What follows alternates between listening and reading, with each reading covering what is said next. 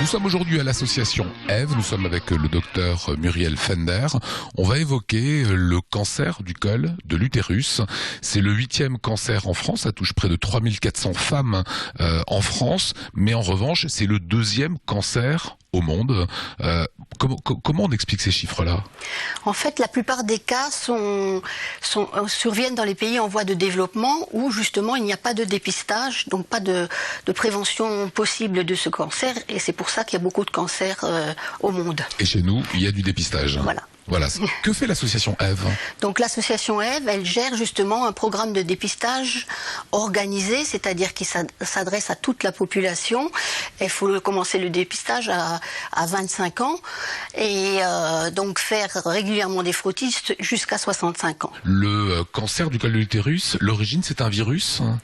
Oui, c'est pas un virus, c'est plusieurs virus qui sont des virus qui sont très fréquents, qui sont plutôt des marqueurs de l'activité sexuelle et qui effectivement, chez certaines femmes, ne sont pas éliminés normalement et peuvent entraîner des lésions au niveau du col de l'utérus. Comment on attrape ce virus qu'on appelle papillomavirus? C'est ça, papillomavirus.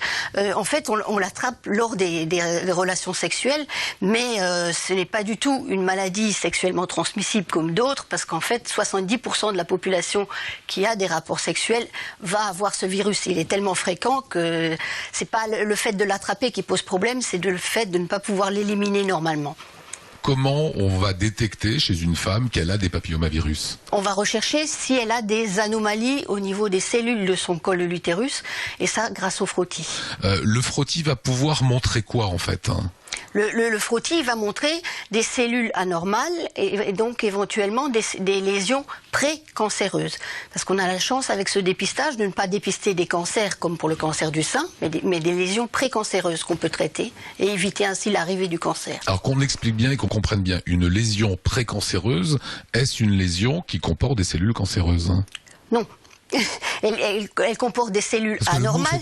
Oui, c'est vrai que c'est des cellules anormales qui s'installent effectivement dans l'épithélium, c'est-à-dire dans le revêtement du col, mais elles ne dépassent pas la membrane basale, donc c'est pas un vrai cancer, c'est juste des lésions anormales. Tant que ça ne dépasse pas la membrane basale, ce n'est pas un cancer. Sauf qu'il faut les enlever quand même. Oui, il faut les traiter pour que justement ça dépasse pas cette fameuse membrane basale. Ça veut dire que si on ne les enlevait pas, forcément ça se transformerait en cancer? Pas forcément, mais au moins un tiers. D'accord, donc il faut passer par de la chirurgie. De la mini-chirurgie, si on veut, c'est une conisation où on enlève un petit morceau de col. Il n'y a pas d'incidence après sur sa vie, elle peut avoir des enfants, elle peut avoir une vie sexuelle normale. Pour voir et détecter qu'il n'y ait pas de cellules précancéreuses, vous l'avez dit, on fait un frottis. Comment ça fonctionne? Donc ça se fait donc dans un examen gynécologique. On met un spéculum en place. C'est ça? C'est ça, hein, donc c'est relativement facile. On écarte les lèvres. Alors normalement le médecin met des gants, hein, donc ici j'ai pas mis de gants parce que c'est un mannequin, mais voilà. Donc après vous voyez, on appuie un tout petit peu, on tourne, ça ne fait pas mal. Hein. Et ensuite on ferme bien le spéculum comme je vous fais là, hein, c'est-à-dire qu'il faut visser. Ensuite on prend une spatule qu'on rentre dans le col. D'accord. On tourne un tout petit peu. Et la plupart du temps, actuellement, en Alsace, on fait des frottis en milieu liquide. Donc on les met dans un flacon. On enlève ça. Voilà. Et ça, c'est envoyé au laboratoire? Et ça, c'est envoyé au laboratoire.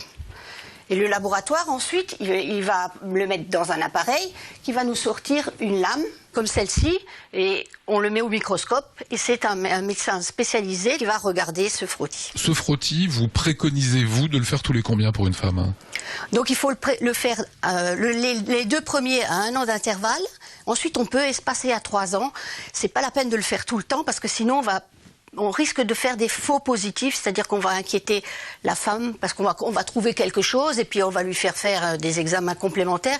C'est pas la peine qu'on lui fasse tout ça tous les 3 ans, ça suffit parce que le cancer avance tout doucement. Il y a également aujourd'hui un vaccin pour prévenir de ce cancer du col de l'utérus. À quel âge faut-il faire vacciner les jeunes femmes?